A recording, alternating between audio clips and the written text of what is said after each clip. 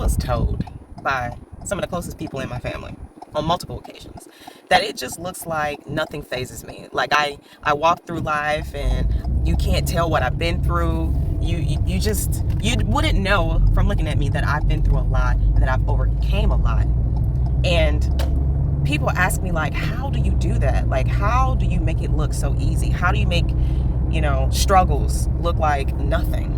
And I'm gonna tell you a secret if you stay tuned to the end of this video. First of all, welcome to GodstyleBilal TV. I'm Risha GodstyleBilal. If this is your first time stopping in, I want to say welcome. And if you are a returning GodstyleBilal family member, I just want to say welcome back. I love you. I hope you've been enjoying this journey with me. So let's get right into the message, okay? There are a few things that I personally do that allow me to walk through this life as if I'm untouched, okay? Now, that is not to say that I am untouched. I have struggles. I have trials. I have difficulties that I have to overcome and I have to tackle, but I'm equipped to do so, okay? That is the difference between me and someone else who looks like their life is falling apart, okay? Everybody's out here just doing the best they can. Nobody knows what is going on. Nobody has a life manual that applies to every single living being here on this earth, okay? No one has that. So if you're thinking that there are perfect people on this earth, that's not true. No. However, if you want to learn what it is that I do in order to stay afloat and to stay grounded, I'm gonna tell you. The first most important thing that I have had to learn how to do, that was the first thing I learned how to do, was to keep my business to myself. All my business, especially if you're going through it, you keep it to yourself. Now, some people are not able to do this because they're super codependent and they need validation and the opinions of other people in order to make decisions or in order to get through tough times, okay?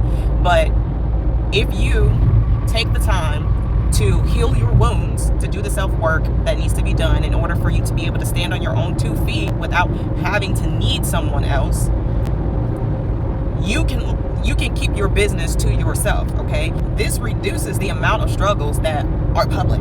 Now, you might not be able to keep all of your struggles and problems to yourself because some struggles do require for you to reach out and to get, education about it or to get some type of advice on it or a different perspective or a new view. Some problems do. But in those situations, you just keep the amount of people that you're sharing your issue with to a minimum. And you only take advice or confide in someone that you can actually trust, who you know is not going to share your business with the entire world. So that's number one. You keep your business to yourself, okay?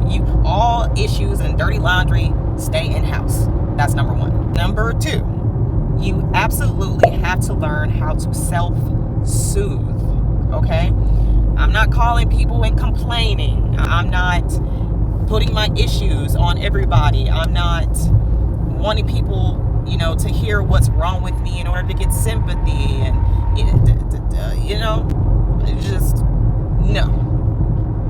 When you do that, what happens is you increase the negativity of the situation. You are amplifying the negative energy of the situation by sharing it because people are just going to take it unless they know what they're doing, of course. Remember, we talked about confiding in somebody who you can actually trust. We're not talking about that. We're just talking about, how like people will call you to tell you all their trauma, to tell you what happened to them today, how bad things turned out, and that no, I don't do that. I self-soothe by, taking some time to calm my energy, take a breather, strategize, plan. These are all very, high-level skills, but you can learn how to do this for yourself. It does take time to be able to learn how to self-soothe if you're super codependent. It does. It takes an isolation period. It takes things for you to get to this level.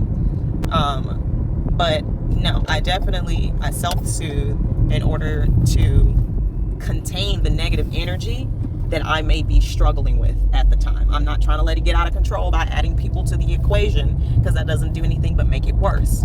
And then, then you can add in other people's opinions, and adding other people into your problems can cause confusion. It can delay the solution that you actually need to take that'll be best for you. It's all kinds of things that come out of, sharing your business with people when you shouldn't. Okay. So yeah, that's number 2. I self-soothe. Okay. Self-soothing. Learn how to do that. Number 3, I have a plan B for everything that I'm participating in. I know that there's a 50-50 chance that anything that I'm doing can go wrong. Okay. It can go right and it can go wrong. If it goes right, I'm ready for that. If it goes wrong, I'm also mentally prepared for that. And I make sure that I have the resources in order to rectify any problems that may come up if whatever I'm engaging in goes wrong. If it goes wrong, it doesn't matter. I'm ready. Now, this brings me to point number 4. A lot of this is mental, okay? I mentally understand that if something goes wrong or it doesn't go the way that I planned, the way that it is going is the way that it was supposed to go. I might have planned for it to be a particular way, but I have allowed myself the mental flexibility to understand that the ebbs and flows of life will co-create with you. And so subconsciously, you may have something or an experience that is most advantageous for you. Your subconscious knows this. But here in the 3D, in the physical, you may think that one thing is good for you when your subconscious knows that something else is good for you.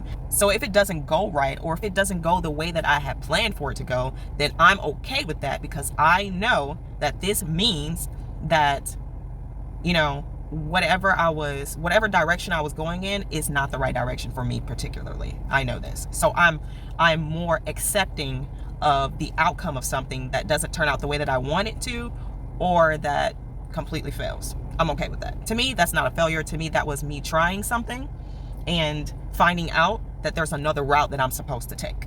Number 5, I give meaning to the things that I want to give meaning to, and I give the things that I give meaning to the meaning that I want them to have, not the meaning that society would have me to believe.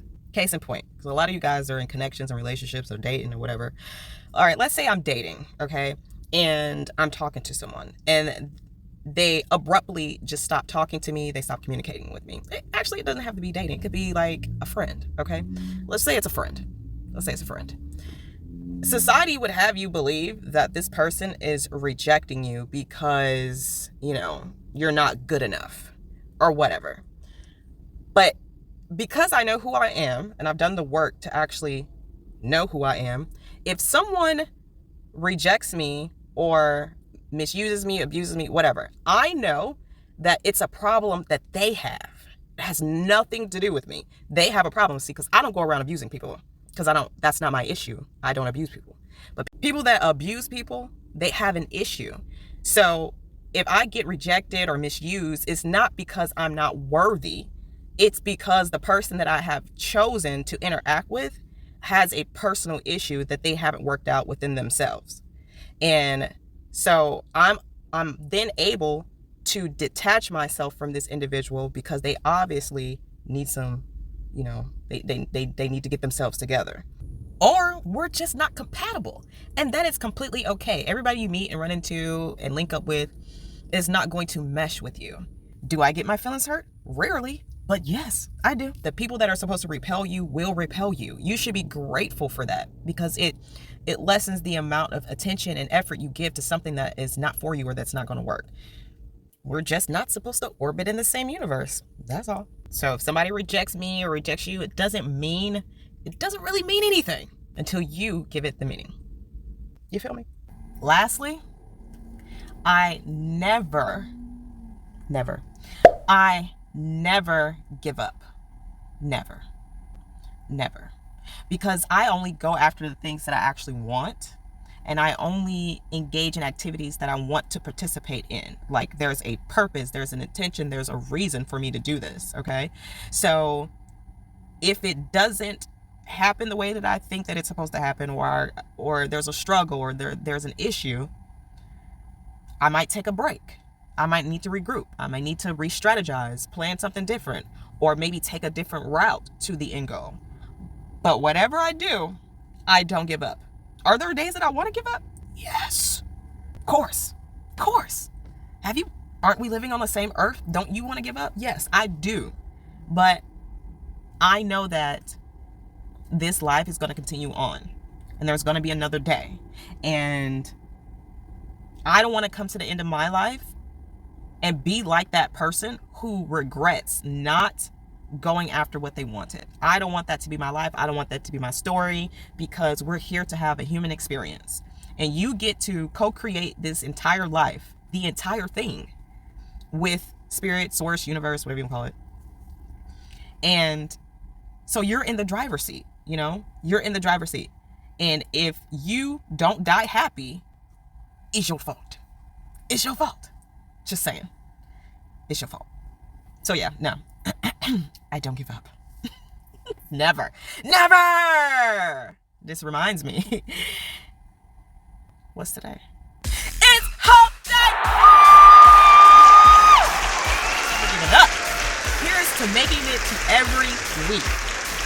Here's to making it through every struggle, every issue, every difficulty. And if you're sitting here in front of this video today, you have made it through every struggle and every difficulty too. It might have beat you down. It might have made you feel some kind of way, but you here, so you made it. Clap for that. Applaud for yourself, because some people, they check out. They don't make it. So congratulations.